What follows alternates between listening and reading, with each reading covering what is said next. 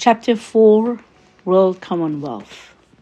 The contrast between the accumulating evidence of a steady consolidation that accompanied the rise of the administrative order of the faith of God and the forces of disintegration which batter at the fabric of a travailing society is as clear as it is arresting.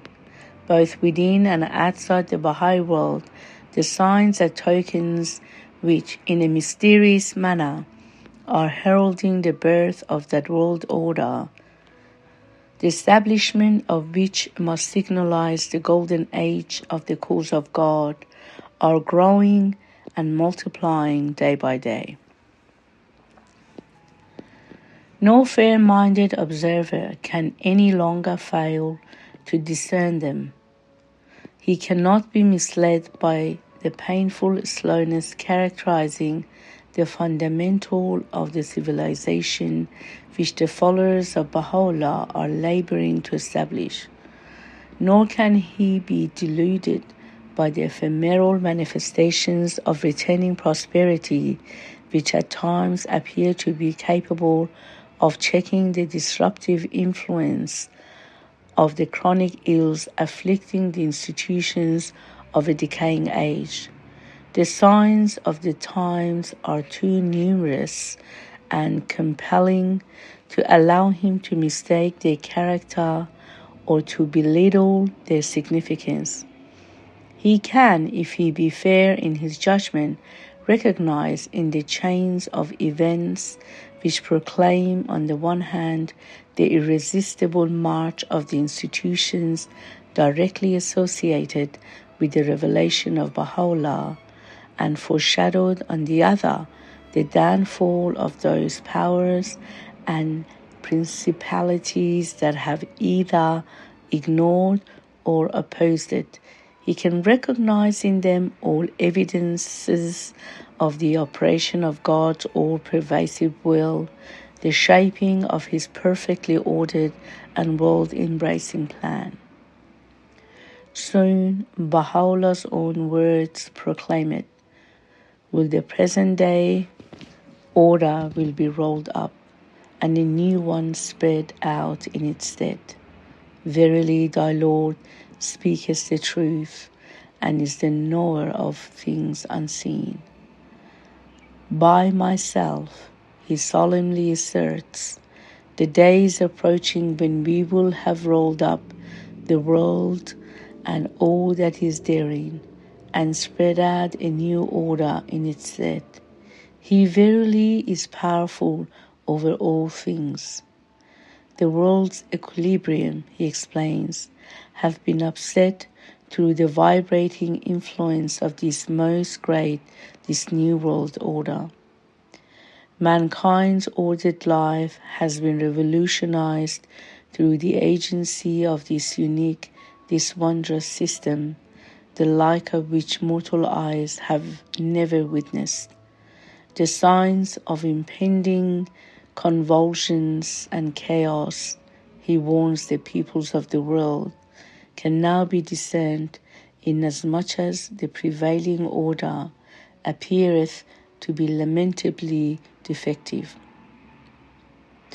No machinery falling short of the standard inculcated by the Baha'i revelation and at variance with the sublime pattern ordained in his teachings, which the collective efforts of mankind may yet devise, can ever hope to achieve anything above or beyond that lesser peace to which the author of our faith has himself alluded in his writings. Now that he have refused the most great peace, he, admonishing the kings and rulers of the earth, has written, Hold ye fast unto this the lesser peace, that happily ye may in some degree better your own condition and that of your dependents. Expatiating on this lesser peace, he thus addresses in that same tablet the rulers of the earth. Be reconciled among yourselves, that ye may need no more armaments, save in a measure to safeguard your territories and dominions. Be united, O kings of the earth, for thereby will the tempest of discord be stilled amongst you, and your peoples find rest if ye be of them that comprehend. Should anyone among you take up arms against another, rise ye all against him, for this is not but manifest injustice.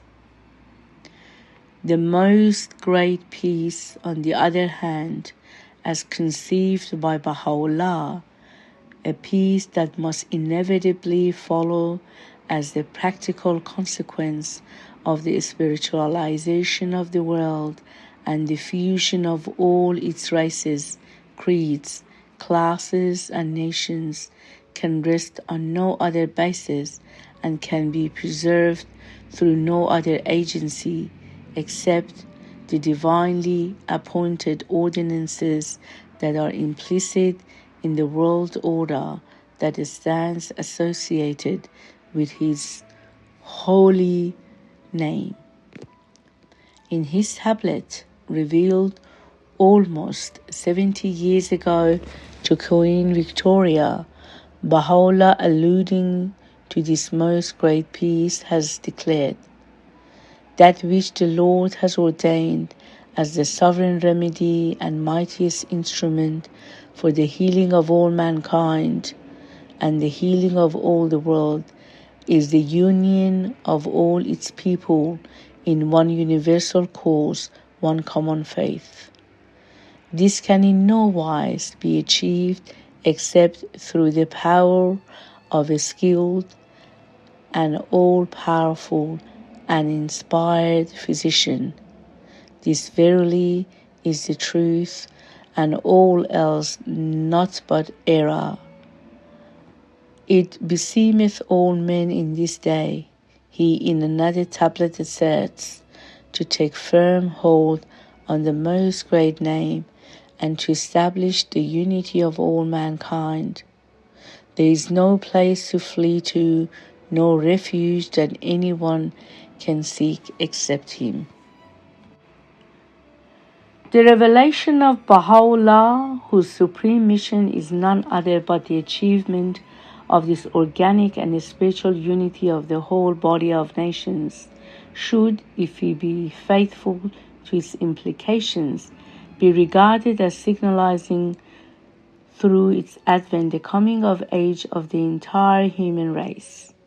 It should be viewed not merely as yet another spiritual revival in the ever-changing fortunes of mankind, not only as a further stage in a chain of progressive revelations, nor even as the culmination of one of a series of recurrent prophetic cycles, but rather as marking the last and highest stage in the stupendous evolution of man's collective life on this planet.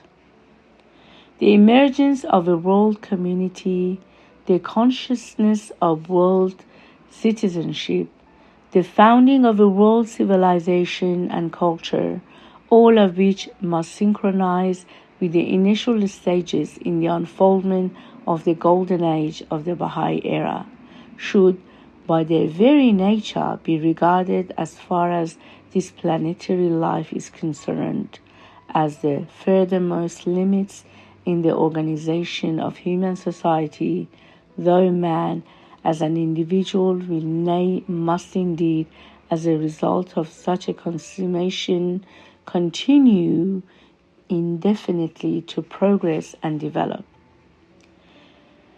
That mystic, all-pervasive, yet indefinable change which we associate with the stage of maturity inevitable in the life of the individual and the development of the fruit must, if we would correctly apprehend the utterances of Baha'u'llah have its counterpart in the evolution of the organization of human society.